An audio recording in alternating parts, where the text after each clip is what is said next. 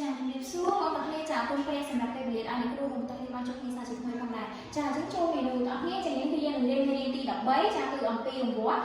ពេលចាហើយនៅថ្ងៃនេះគេឲ្យយើងចូលសរសេរពាក្យអាតាមទម្រង់ម៉ោងចាអញ្ចឹងគ្រូក៏មានជាលំហាត់3ខ្ទង់ដែរក៏ខហើយនឹងគោដែរថ្ងៃនេះគេឲ្យយើងសរសេរជាទម្រង់ម៉ោងមានថាគេឲ្យយើងសរសេរជាអក្សរមែនទេចាអញ្ចឹងខ្ទង់កគេឲ្យយើងណាចាមក50នាទីឲ្យយើងសរសេរជាពាក្យអាហើយខ្ទង់ខគេឲ្យយើង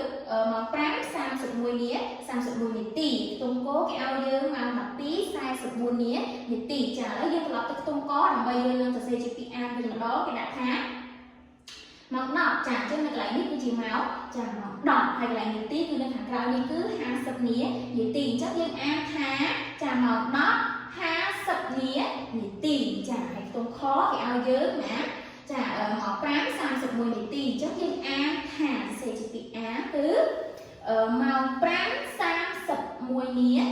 ទីចាហើយខ្ទង់ចុងក្រោយគេឲ្យយើងម៉ោង12 44នាទីចាអានថាម៉ោង12 44នាទីចាអញ្ចឹងពេលយើងបានគ្រូដែលតាក់ទងជាមួយនឹងកង្វះពេលថ្ងៃនេះក៏បានចាប់ត្រឹមតែប៉ុណ្្នឹងចាគ្រូសង្ឃថាបងប្អូនទាំងគ្នាបានត្រឡប់ទៅវិញក៏បានអនុវត្ត